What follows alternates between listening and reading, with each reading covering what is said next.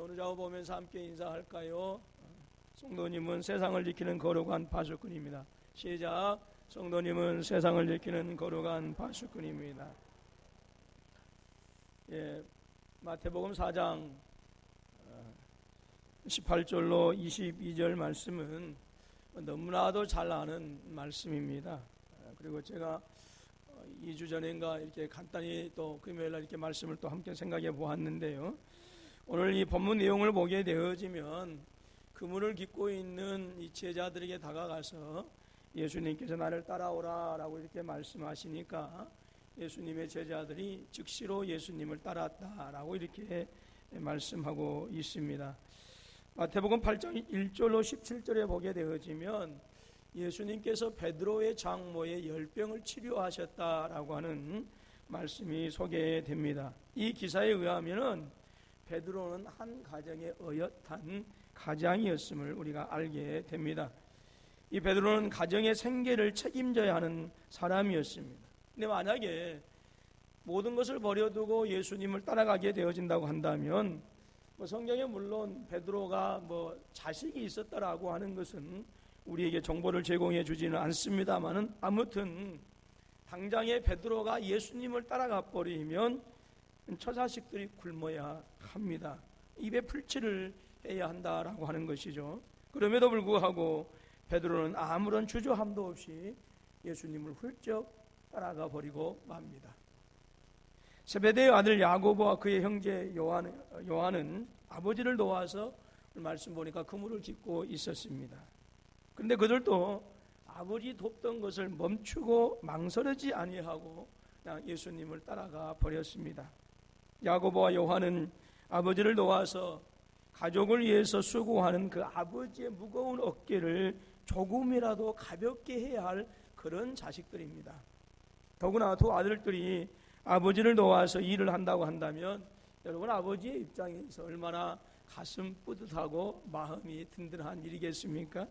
그런데 하나도 아니고 둘이서 한꺼번에 아버지 곁을 떠나서 예수님을 따라갑니다. 전혀 아버지의 마음을 생각해 보지 않은 것 같아요.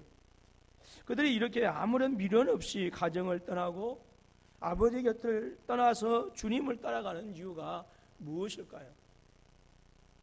그들이 너무 무책임한 사람들이었을까요? 아니면 우리가 이미 역사적으로 알고 있습니다만은 이 가나안, 이 갈릴리 주변의 이 어촌들은 너무나도 가난한 그런 지역이었습니다. 너무 가난에 찌들려서 그냥 가난이 싫어서 예수님이 나를 따라오라 하니까 그냥 이때다 싶어서 예수님을 따라갔을까요? 아니면 태어나면서부터 걸음마를 시작하고 나서 무언가를 조금 일하기 시작할 때부터 이 베드로와 이 형제들은 고기잡이에 함께 했던 사람들입니다. 수십 년 동안 했어요. 그럼 질릴만 하고 넌덜머리가 났기 때문에 예수님께서 나를 따라오라 라고 이렇게 말씀하시니까 그냥 얼른 따라가 버렸을까 하는 것입니다.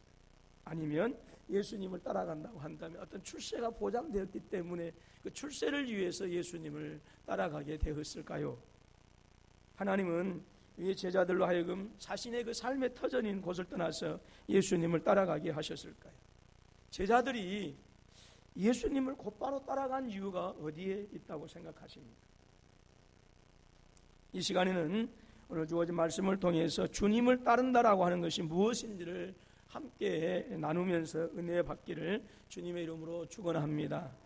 여러분, 주님을 따른다라고 하는 그것이 무엇을 말씀하냐면 그것은 내 삶의 방향이 그리스도를 향하여 바꾸어지는 것을 말씀합니다. 지금까지 내 삶의 모든 목적과 그리고 가치관과 삶의 방식과 세계관이 내 중심적이었다고 한다면 이제는 주님의 영광을 위한 것으로 변화되어지는 것, 바로 그것이 주님을 따라가는 것의 진정한 의미인 줄로 믿습니다. 사도 바울은 고린도후서 5장 17절 말씀을 통해서 우리는 새로운 피조물이다 라고 이렇게 말씀하고 있어요. 그렇다고 한다면 저와 여러분들이 예수 그리스도로 말미암아서 당연히 새로운 피조물 되어지고 하나님의 백성이 되었다고 한다면 이제 저와 여러분들은 이 땅에서 사는 날 동안 새로운 피조물로서의 삶을 당연히 살아가야 합니다. 바로 그것은 어떠한 삶을 말씀하는 것입니까? 내 삶의 전환을 얘기하는 거예요. 내 삶의 목표, 가치관, 세계관, 내 모든 삶의 방식이 내 중심에서 그리스도의 중심으로 바꿔지는 것, 그리스도의 중심으로 변화되어지는 것, 바로 그것을 얘기합니다. 여러분, 이것이 이루어질 때 우리는 비로소 성도라고 할 수가 있어요. 20년, 30년 신앙이 5대째가 아니라 내가 그리스도의 중심으로 살아갈 때 내 말과 뜻과 생각과 내 모든 인생의 가치관이 그리스도의 중심으로 변화되어질 때 비로소 제자요, 비로소 성도라 할 수가 있는 거예요. 목사이기 때문에 성도가 아니에요. 20년, 30년 신앙생활을 하기 때문에 성도가 아니라 내 모든 가치관 중심이 그리스도에게 맞춰져 있을 때에 비로소 성도요, 제자라 할 수 있다 하는 것입니다. 그렇다고 한다면 우리가 어떻게 할 때에 예수님을 따라가는 아름다운 성도의 삶을 살 수 있을까 하는 것입니다. 여러분, 은혜 받고 신학교에 가면 예수님을 따라간다고 할 수가 있을까요? 되도록이면 은혜 받고 신학교는 가지 마세요. 신학교에, 시골교회에서 은혜 받고 신학교 간다니까 일할 일꾼이 없어요. 여러분, 아니면 평신도 선교사라도 되어서 해외, 외국에 선교사로 가면 예수님을 따라가는 것일까요? 무엇을 어떻게 해야 바로 주님을 따르는 것일까요? 또 어떻게 해야 우리가 주님을 잘 따른다고 여러분 할 수 있을까요? 오늘 말씀에서 우리에게 주는 교훈이 있습니다. 사명이 없으면 주님을 온전히 따라가지 못한다라고 하는 거예요. 뭐가 없으면? 사명이 없으면. 여러분, 하나님께서 제자들을 부르신 이유가 있어요. 우리 주님께서 제자들에게 찾아가신 목적이 있어요. 그것은 이 제자들로 하여금 자기 세계에 갇혀서 자기 유익만을 살아가는 그런 불쌍한 사람들이 아니라 더 넓은 세상에서 자기만을 위한 삶이 아니라 이제 세상을 위한 하나님의 뜻을 이루어가기를 원하셔서 바로 우리 하나님께서는 바로 예수 그리스도를 통해서 하나님의 하나님 되심을 보여준 것입니다. 하나님은 제자들에게 예수 그리스도의 능력과 권세를 보여주셨어요. 누가복음 5장 1절로 11절 말씀을 살피면 예수님께서 느닷없이 제자들로 하여금 당신을 따르라 말씀하지 않습니다. 해변에 먼저 찾아가셨어요. 그리고 그곳에서 많은 무리들에게 천국 복음을 전파해 주셨어요. 그리고 제자들이 그토록 힘쓰며 애쓰며 밤새도록 호숫가를 돌아다니면서 애썼지만 빈 그물로 돌아왔을 때 우리 주님은 깊은 데 가서 그물을 던져라 해서 그들의 빈 그물을 채워주신 분이 바로 우리 예수님이셨습니다. 그런데 베드로는 바로 그 현장에서 이렇게 고백합니다. 주여 나를 떠나소서 나는 죄인이로소이다. 여러분, 나는 죄인입니다 라고 하는 이 고백은 하나님에게 하는 고백입니다. 지금까지 제자들은 자신들의 가족만을 위해서 살았습니다. 물론 그것도 훌륭하고 소중했어요. 그런데 이 자신의 가족들만을 위한 이들의 사명은 제자들로 하여금 오직 갈릴리 안에서만 살아가게 했다라고 하는 거예요. 갈릴리에서만 살아가게 했어요. 제자들의 목표와 가치관과 세계관은 오직 몇 마리의 물고기에 만족하게 했고, 그리고 그들이 바라보는 세상은 오직 갈릴리 바다뿐이었습니다. 그런데 하나님은 예수 그리스도를 통해서 온 우주 만물을 창조하신 그 당신의 능력과 권세를 보여주시고, 그리고 하나님의 그 놀라우신 지혜를 예수님을 통해서 제자들에게 보여주셨어요. 나를 따라오라고 하신 이 예수님의 부르심에 응답한 것이 인간을 따라가는 것이 아니라, 훌륭한 위인 스승을 따라가는 것이 아니라 자신들의 그 유대의 역사 가운데서 그토록 기다렸던 메시아를 따른다라고 하는 사실을 바로 하나님은 깨닫게 하신 것입니다. 만약에 하나님께서 당신 자신을, 우리 하나님 자신을 권세 있는 자들에게만 보여주셨다고 한다면, 하나님 자신을 세상의 부를 가진 자들에게만 보여주셨다고 한다면, 율법에 정통한 지혜로운 자들이라고 스스로 높이는 그러한 사람들에게 보여주셨다고 한다면, 여러분, 베드로를 비롯한 안드레와 그 형제 야고보와 요한은 결국 갈릴리를 떠나보지 못하고 오직 자기만의 유익만을 위해서 살다가 그저 그렇게 죽어갔을 것이 분명합니다. 제자들이 예수님을 곧바로 따를 수 있었던 이유, 심지어 가정마저도 버려두고 자신의 모든 생계수단을 뒤로하고 예수님을 따를 수 있었던 그 이유는 하나님께서 예수 그리스도를 통해서 당신을 보여주셨기 때문에 가능한 일이었습니다. 세상을 향한 당신의 비전이 무엇인가 보여주어서 사람을 낚는 어부가 되리라 하는 그 말씀 속에서 하나님의 비전이 무엇인가, 하나님의 꿈이 무엇인가를 보여준 것입니다. 특별히 참으로 보잘것없는 그러한 인생을 살아가는 이 네 사람에게 세상을 향한 거룩한 사명을 보여주셨기 때문에 그 거룩한 사명을 보고 이 제자들은 예수님을 따르게 되어진 것입니다. 하나님은 전능하신 하나님이십니다. 어떤 상황이 있을지라도 제자들에게 비전을 주시고 꿈을 주시고 당신을 보여주시어서 예수님을 따르게 하시는 분, 바로 저와 여러분의 하나님이신 줄로 믿습니다. 저와 여러분들을 구원하시기 위해서 우주를 넘어 이 땅에, 그리고 저와 여러분들에게 오셔서 임마누엘 하신 분이 계십니다. 바로 나의 구주 나의 하나님 예수 그리스도이십니다.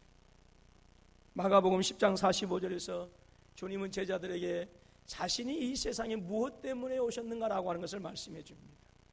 이 땅에서 당신의 사명이 무엇인가라고 하는 것을 설명해 주는데 이렇게 말씀하십니다. 인자가 온 것은 섬김을 받으려 함이 아니라 도리어 섬기려 하고 자기 목숨을 많은 사람의 대속물로 주려 함이니라 말씀하셨어요.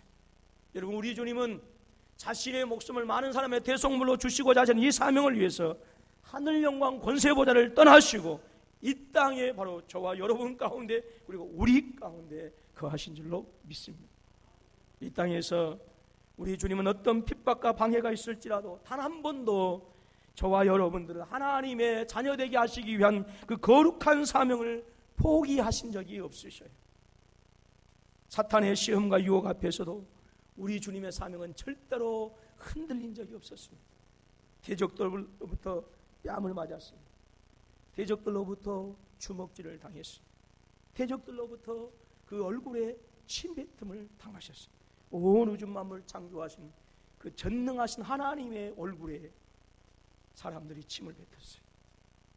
잔인한 로마 군사들로부터 채찍에 맞아서 살이 찢어지고 피가 터지는 그 처참한 현장에서도 오늘 저와 여러분들을 위한 주님의 사명은 조금도 희미해지지 않았습니다.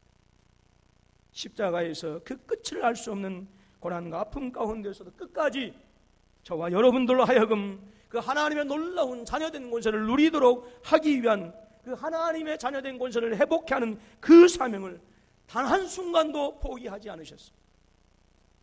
우리 주님께서 이렇게 사명을 감당하셨기 때문에 저와 여러분들이 죄에서 해방되어지고 사망과 죽음의 권세가 우리의 모든 삶에서 떠나가게 되는 놀라운 은혜가 저와 여러분 가운데 임하게 된 줄로 믿습니다. 우리 주님께서 당신의 사명을 위하여 하늘 영광 권세 그 보좌를 떠나지 않으셨다고 한다면 저와 여러분들은 여전히 영원토록 흑암의 그늘 아래에서 저주받은 죄의 종노릇을 할 수밖에 없었습니다. 그런데 우리 주님께서 이 놀라운 사명, 저와 여러분들에게 하나님의 자녀된 권세를 회복시켜 주시고 이 땅에서 사는 날 동안 그 자녀된 권세를 가지고 살아가도록 하는 이 아름다운 사명을 위해서 하늘 보좌를 떠나서 오늘 저와 여러분들에게 오셨기 때문에 우리는 전능하신 하나님, 온 우주 만물을 창조하신 그 절대 능력의 하나님을 아빠, 아버지라 부를 수 있는 놀라운 특권을 가지게 되어진 줄로 믿습니다. 여러분, 그러므로 사명은 이러한 주님을 향하여 나의 삶의 방향을 바꾸는 거예요. 사명으로 여러분 채워지지 못하면요, 송도에 살면 바꾸어지지 않습니다. 20년, 30년 다닌다 하더라도요, 예수 믿는 믿음의 모습을 혹시라도 보일지 모르겠지만, 색깔은 무늬는 그리스도인일지 모르겠지만, 사명이 없으면, 사명을 깨닫지 못하면 바뀌어지지 않아요. 바뀌어지지 않습니다. 저와 여러분들이 그리스도인들의 진정한 사명이 무엇인지를 깨닫지 못한다면 설령 천하를 가질 만한 많은 것을 소유하고 있을지라도, 천하를 경영하고 천하를 이끌어갈 만한 지혜가 여러분에게 있을지라도 결코 내 삶의 운전대를 주님을 향해서 드라이브할 수가 없어요. 뭐가 없으면 사명이 없어요. 베드로의 입장에서는 자신이 지금 예수님을 따라간다고 한다면 당장 자기 집에 있는 식구들은 처자식은 손가락을 빨아야 한다고 하는 사실도 알았어요. 여러분, 2000년 전에는 여자들의 행동이 지극히 제한되던 그런 시대였습니다. 그러니까 여자들이 직접 생활정선에 뛰어들어서 가장이 사라져버리면 생활정선에 직접 뛰어들어서 그 가족을 책임질 수 있는 길이 너무 막막했던 그런 시절이었어요. 그런데 가장이 무책임하게 예수님을 따라가 버린다고 한다면 그 처자식에 주어진 그 고통의 짐은 2배, 3배가 되어졌어요. 바로 이 식구들 더욱더 힘들게 할 것이 분명합니다. 그런데 아내가 과연 이해할 수 있을까요? 자식이라면 무책임하게 가정을 팽개쳐 버리고 예수님을 따라가 버리는 그 아버지의 미친 행동을 용납하고 이해할 수 있을까요? 처자식을 버리고 가정을 버린 남편과 아버지를 용서할 수 있을까요?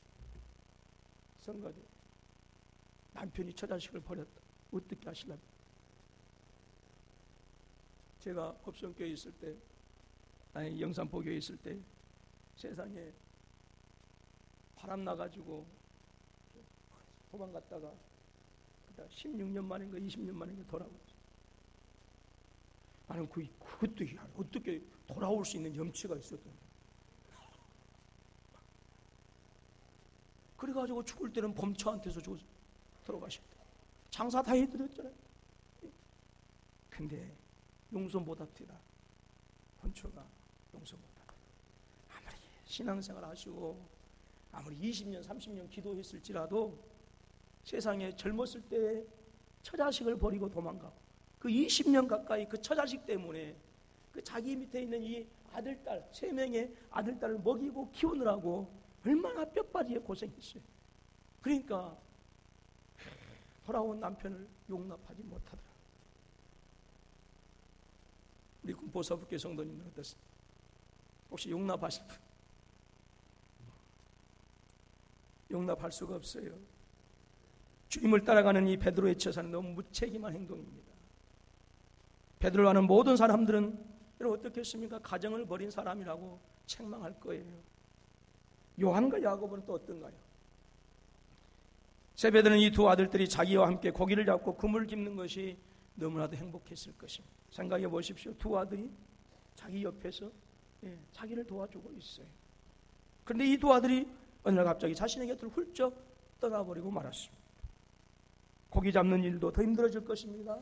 그물을 깁는 일도 2배, 3배 시간이 걸리게 될 것입니다. 그런데 제자들은 주님께서 나를 따라오라 하실 때에 아무런 미련도 두지 않고 떠나가 버리고 말았어요.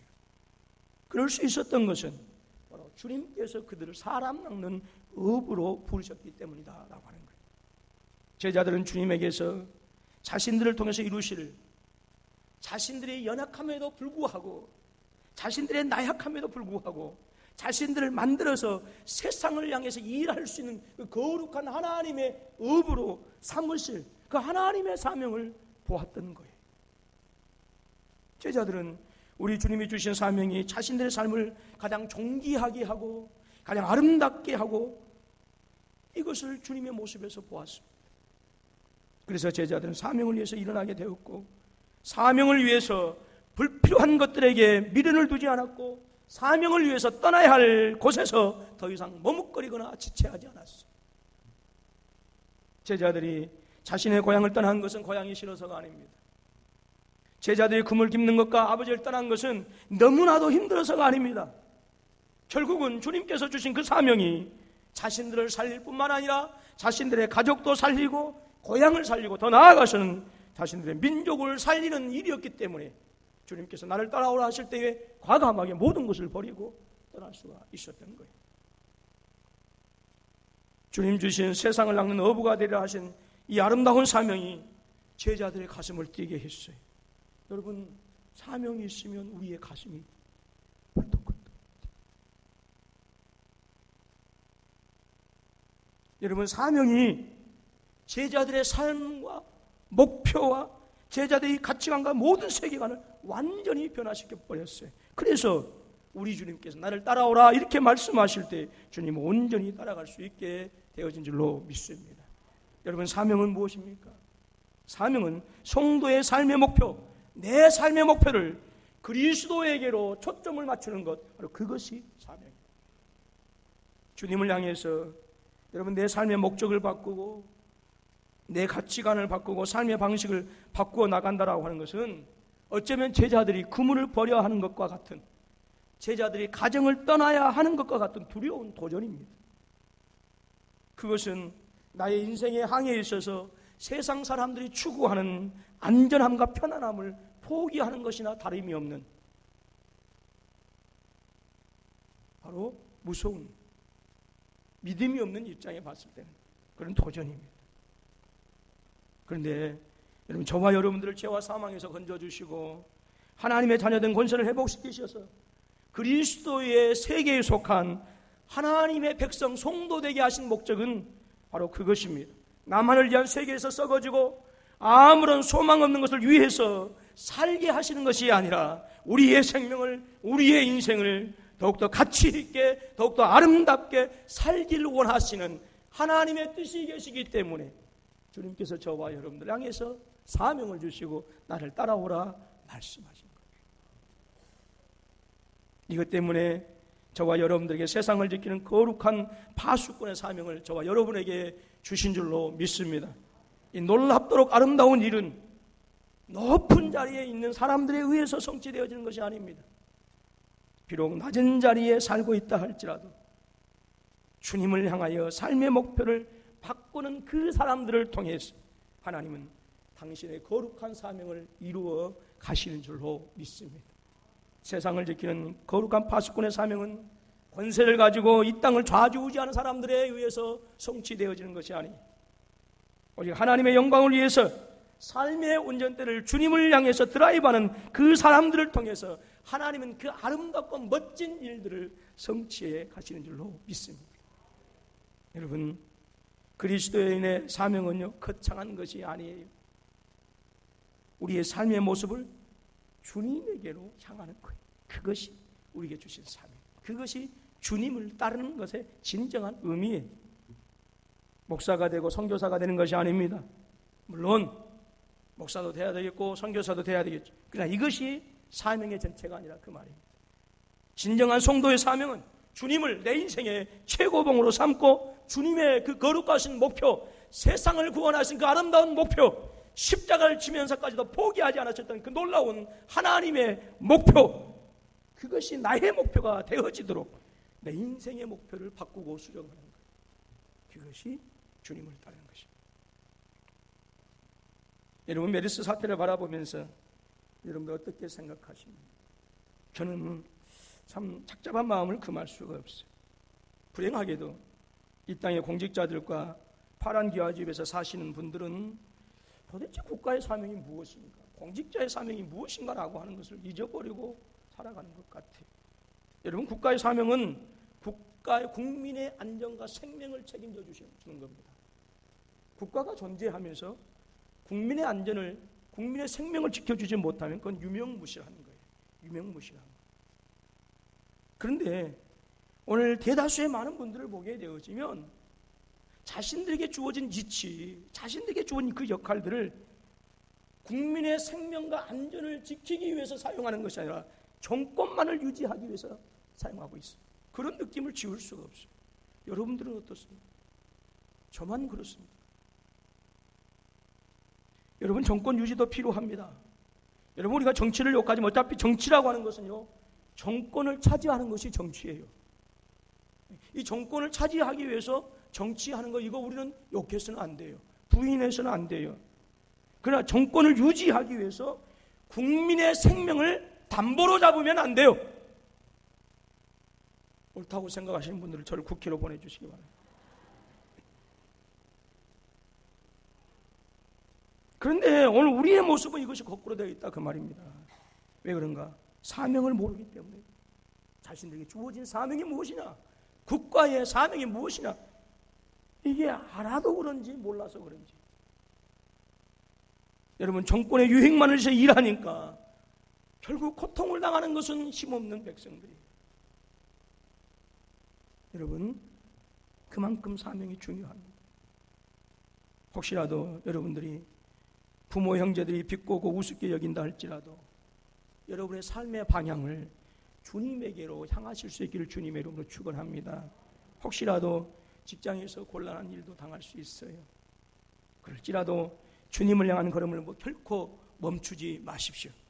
그것이 그리스도인의 바로 저와 여러분의 사명이기 때문에 그래요.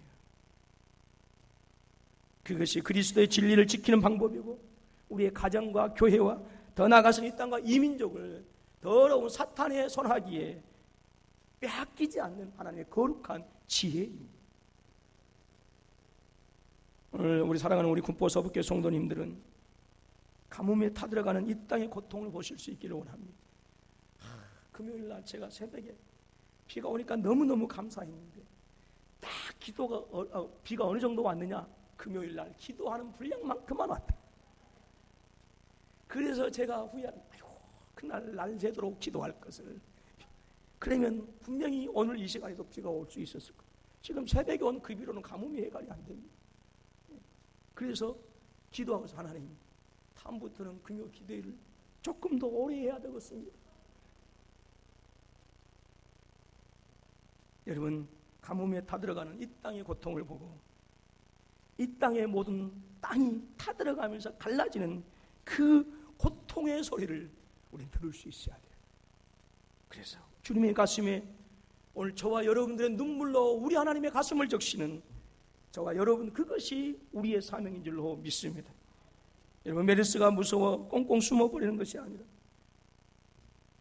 저와 같이 공부하는 목사님 중에 한 분이 평택에서 감리교 목사님이십니다. 성도님들 우리 교회가 조금 덜 모인 거예요. 지난주에 예배를 어떻게 드렸냐 하면은 전부 다 성도님들이 마스크 쓰고 목사님도 마스크 쓰고 아예 교회에서 준비를 해가지고, 그래서 한 30분으로 예배하고 딱 그쳤다고. 그런데 그게 장로님 권사님, 어머니 권사님이 이게 메르스 증상이 나타났는데 신고를 해야 되는데 신고를 안 한다는 거예요. 그러면서 구역장님이 목사님 공부하고 있는데 전화가 왔어요. 목사님 이래요. 그러면 어떻게 하라고 지금 목사님? 그러면서 뭐라고 하냐면, 목사님 알고 계세요. 알고 계세요. 이런 때는 참 목사가 죽을 지경입니다. 이거 신고를 해야 되겠어요? 신고를 안 해야겠어요? 신고를 하면 장로님이 하시면 이제 그때부터 목사님이 들어와지는 거예요. 신고를 안 하면 이게 또 이게 아니잖아요. 여러분, 우리의 사명은 메르스가 무서워서 꽁꽁 숨어버리는 것이 아니라 메르스 때문에 두려움과 낭만 가운데 있는 사람들을 위해서 하나님 앞에 나아가서 기도하는 것도 우리의 사명인 줄로 믿습니다. 돈이 그 사람을 존귀하게 하는 게 아니에요. 권세가 그 사람을 아름답게 하는 것이 아닙니다. 사명, 사람을 낚는 그 사명, 세상을 지키는 거룩한 그 파수꾼의 그 사명, 그것이 저와 여러분들의 삶을 존귀하게 만들어가는 줄로 믿습니다. 사명은 저와 여러분들의 삶을 가장 힘있게 만듭니다. 사명이 있으면 우리의 가슴은 식지 않고 뜨거운 가슴으로 살게 됩니다. 저와 여러분 모두가 뜨거운 가슴이 되실 수 있기를 주님의 이름으로 축원합니다. 뜨거운 가슴이 되는, 뜨거운 가슴. 하나님은 예수 그리스도의 십자가의 은혜를 통해서 이미 2000년 전에 오늘 저와 여러분들에게 하나님의 사랑을 보여주셨어요. 또한 예수 그리스도를 죽은 자 가운데서 살리셔서 바로 베드로가 보았던 자신의 그 베드로의 빈 그물에 채워졌던 그 가득한 고기의 기적보다도 더 크고 놀라운 주님을 죽음에서 일으키심으로 말미암아서 주님의 부활의 능력과 권세를 이미 우리에게 보여주신 줄로 믿습니다. 그래서 그 사건을 통해서 예수 그리스도가 우리의 진정한 스승이시여, 예수 그리스도 그분만이 우리의 진정한 하나님이시다라고 하는 사실을 우리에게 이미 말씀을 통해서 가르쳐 주셨어요. 그리고 놀라운 것은 저와 여러분들을 지금 하나님 보좌 우편에 함께 앉게 하신 줄로 믿습니다. 여러분, 저와 여러분들이 주님을 따른다라고 하는 그것은 인간 스승을 따르는 것이 아닙니다. 사람을 따르는 것이 아닙니다. 말씀으로 천지를 창조하신 그 전능하신 하나님을 따르는 것입니다. 저와 여러분들이 주님을 따라가면 마침내 하나님 보좌 우편에 이르게 되어진 놀라운 은혜에 이르게 되어진 줄로 믿습니다. 오늘 여기 짧지만 한 동영상을 소개하면서 이 자매를 소개합니다. 동영상 한번 보시면서 사명의 의미가 무엇인가를, 우리가 주님을 따른다라고 하는 것이 무엇인가를 다시 한번 되새겨 보시기 바랍니다. KT 데이비스라고 하는 20대 초반의 백인 자매입니다.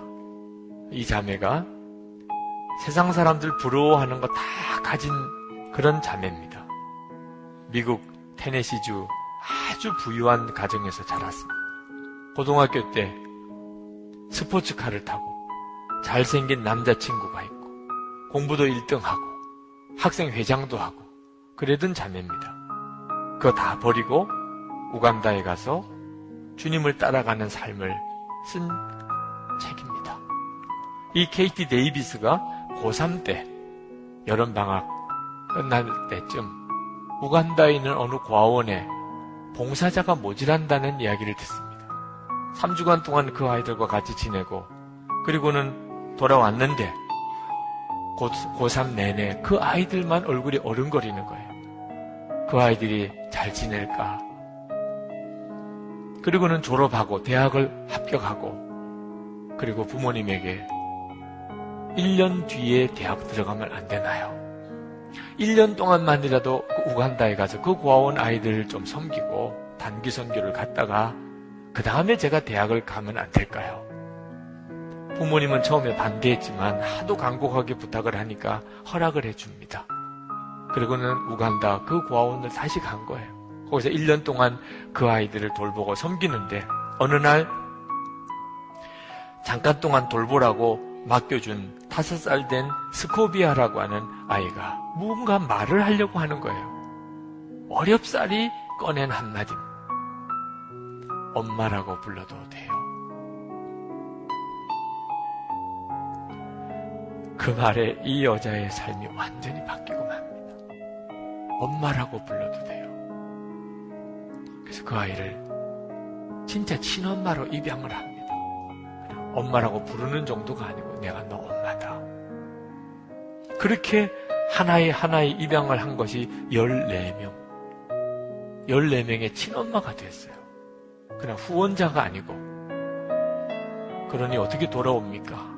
1년만 하고 오겠다고 했지만 대학 다 포기하고 거기서 그 아이들의 엄마가 되어서 쓴 거예요. 그렇게 살면서 쓰고 있는 거예요. 그리고 도와주는 아이가 400명 아이가 됩니다. 그 마을의 아이들이. 진짜 엄마가 돼요. 결혼도 안 했는데 아이가 14명이 된 거죠. 때때로는 고국에 있는 가족이 보고 싶고 남자친구가 보고 싶고 너무너무 외로워서 울기도 하고 어느 날은 방에 생쥐가 들어왔는데 무서워서 침대에서 내려오지도 못하고 아이들 상처난 것을 치료해 주다 보니 벌레가 그 아이 몸속에다가 알집을 심어놓은 걸 알고 그걸 파내기도 하고 기저귀 갈아주다 보니 지렁이 같은 기생충이 나오는 걸 보고 이런 형편에서 그 아이들을 돌봐야 되는 겁니다. 그러나 예수님의 눈에 눈물을 보고 난다. 그 우간다 아이들을 향한 우리 주님의 눈에 눈물을 보고 난 다음에 이 여자를 말릴 수가 없어요. 누구도. 이 KT는 엄마로 통합니다. 우리 집의 천사들은 나를 엄마라 부른다. 기아와 질병 등으로 엄마를 잃은 400명의 마을 아이들도 나를 엄마라고 부른다. 하도 많은 아이가 엄마라고 불러대니까 이젠 집 근처에 사는 마을 어르신들까지 나를 엄마라고 부른다. 많은 아이의 엄마.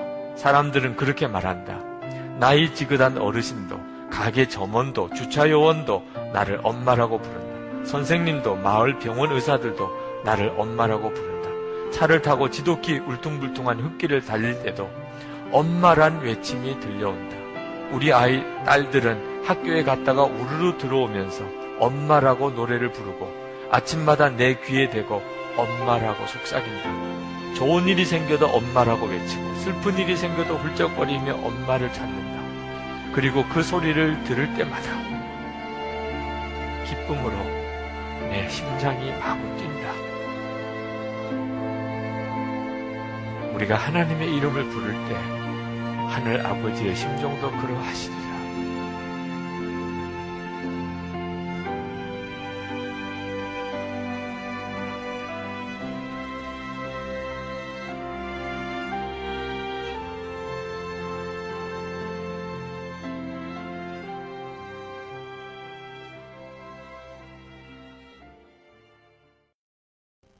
얼마든지 호화스러운 저택에서 호화호식 하면서 스포츠카를 몰면서 젊은 삶을 살 수 있었습니다. 그러나 19의 나이에 우간다로 가서 아프리카의 엄마가 되어지는 이것은 그리스도가 따르는 것이 무엇인가라고 하는 것을 우리에게 알려주고 있습니다. 묻습니다. 여러분들의 19살 되는 자녀들은 어떻게 키우고 계십니까? 우리 청년들에게 묻습니다. 여러분들은 지금 현재의 나이에 과연 무엇을 가슴에 품고 살아가고 있습니까? 부유한 부모 밑에서 아직도 철부지 모양을 하면서 그러면서 혹시 살아가고 있지는 않습니까? 똑같은 우리와 같은 나이에 대저택의 호화스러운 것을 버리고 대학까지 포기하면서 어떤 사람은 주님을 따라가서 아프리카의 엄마가 되어졌는데 우리는 아직도 부모의 부유함 밑에서 자라면서 내 사명이 무엇인지를 깨닫지 못하고 한다고 한다면 하나님 앞에서 회개해야 될 일입니다. 우리의 자녀들 대학이 최고요, 공부가 최고요, 돈이 최고요, 그렇게 키운다고 한다면 그것도 역시 하나님 앞에서 회개해야 할 일입니다. 여러분, 사명은 우리 주님의 목표에, 우리의 주님의 삶의 목표에 내 모든 것을 고정시키는 거예요. 바로 그것이 오늘 저와 여러분의 사명이요, 바로 그것이 주님을 따라가는 길인 줄로 믿습니다. 제자들은 시골 어부였지만 주님을 따라갔기 때문에 탁월한 이름의 소유자라고 하는 놀라운 복을 받게 되었습니다. 비록 갈릴리 지역의 가난한 사람들의 출신이었지만 그러나 그것은 그 모든 가난을 극복하게 하고 무지를 극복하게 하고 세상을 깨우치는, 세상을 정복하는 위대한 삶을 살게 했습니다. 여러분, 오늘 저와 여러분들 비록 여리고 부족하고 가진 것이 없어 설령 배운 것이 없을지라 주님께서 내게 주시는 세상을 지키는 거룩한 파수꾼이라고 하는 이 아름답고 거룩한 사명을 가지고 주님 따라가면 주는 반드시 우리의 자녀들을 탁월하게 할 것이고 뛰어나게 할 것이고 내 삶을 거룩하게 만드실 줄로 분명히 믿습니다. 사랑하는 우리 군포서북교 성도 모든 분들은 아름다운 믿음을 가지고 주님의 그 거룩한 초점에 내 인생의 모든 것을 맞추고 주님을 따라가는, 그래서 하나님 앞에서 하늘의 별과 같이 빛나는 복된 삶을 살아가는 우리 모두가 되어줄 수 있기를 주님의 이름으로 축원합니다. 기도하겠습니다. 하나님